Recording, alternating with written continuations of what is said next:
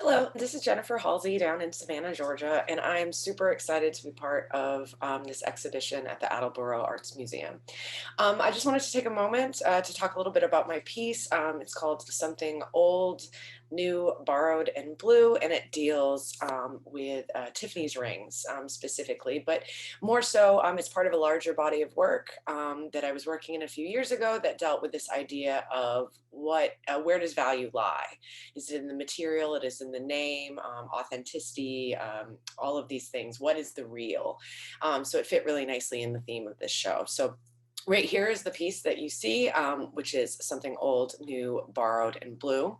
But I'd like to take a moment before I go into this and just show you a little bit of the other work that I was doing, because this was not the first piece in this series. Actually, it was one of the later ones, and I'm just going to show a couple more.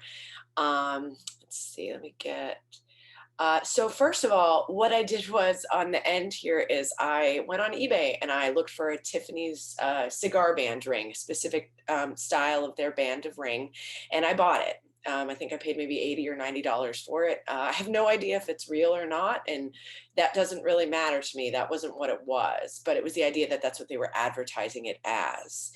Um, and so before I worked on this piece, what I did was I worked with the idea of casting and how you copy metal.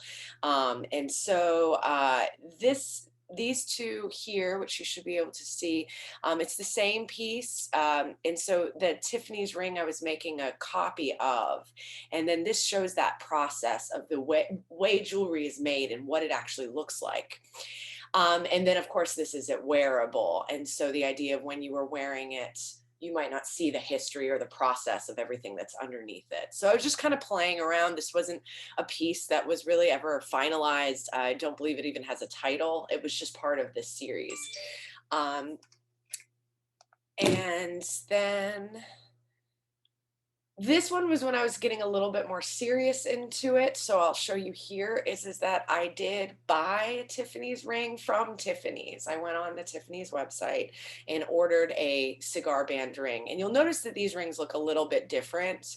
And that's because this is the newer style, where this would have been one from the 90s. It was heavier, it had more metal in it, more silver. And that's because also the price of silver has changed. So the rings are much thinner and lighter. But so I made a wax copy of it. And I wrote myself a little note on Tiffany stationery when it came. And this says in Latin, permission to copy. So I'm kind of having a little bit of fun here with, the idea of, you know, uh, property rights and things like this. So it's on Tiffany stationery. So I figured it gave me a chance to actually copy it. But then this is the actual final piece. And what I did was I melted the original one back into itself. So the cast copy here, the wax that you see there, what I did was I melted this ring with a torch and put it into the lost wax casting process. However, you'll see this little bit of extra metal here. It looks almost like a gemstone, and that is also from the process of making. Now, the reason why I never cut that off is because I don't know where the original Tiffany's ring ends and where the metal I had to add to facilitate the process begins.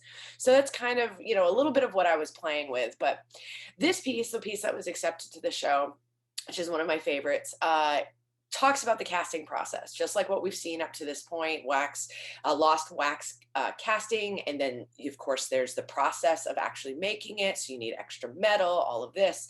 And so what I did was I was really interested in this idea of entropy, and that information is lost by machines or people, and then random information is added in. So what I did was I made a wax copy of the Tiffany's ring here. And then I used all of the scrap that was around my desk. So all of the process, the extra of any of the pieces that I had been working up to that point, and I cast it into that lost wax cast. Okay, so then I made a copy of this one, and you'll notice it looks a little rough because I stopped cleaning it up. Like, I didn't get it to its fully wearable form, right? So there's all kinds of extra stuff from the wax. So I made a copy of this one, and so you'll notice that they get smaller as they go, and there is shrinkage in the jewelry making process. So if you're trying to actually copy something perfectly, you have to account for that. So there's some math involved here. But I didn't want to do that. I wanted to actually show what the process was. And so then I went to a pawn shop and I bought all jewelry that was actually two brooches that were stamped Mexico 925, so sterling silver Mexican 925. And I cast that into this copy. So you're seeing it, they're getting smaller and smaller. And so this last one, I made a copy of this one. And so the information is getting lost and lost. It reminds me of like a photocopy of a photocopy, right? So it's getting lost. And here you have an 18 karat gold ring. So of course, 18 karat gold we know is much more valuable, especially right now. I mean, thinking about gold is over $1,900 an ounce. It's the most I've ever seen, it's ever been, or right around there this year. It's pretty crazy. So this piece fluctuates in value just from weight alone. So I think when I made it, gold was about $1,200 to $1,300 an ounce. So now it's $1,900 an ounce. But what is real? Where does that value lie? Is it in the Tiffany's ring, which is only 925 silver? Is it in, scrap, because metal is inherently plastic? We recycle it. It's malleable. You can reuse it over and over. So with these two pieces, but what I love is that in theory, if I continued this series, the ring would, at a certain point, if I just keep copying the copies, and maybe I will someday, that they will just disappear. They won't exist anymore. They won't look anything like the original piece. So that idea of, entropy or telephone, adding information.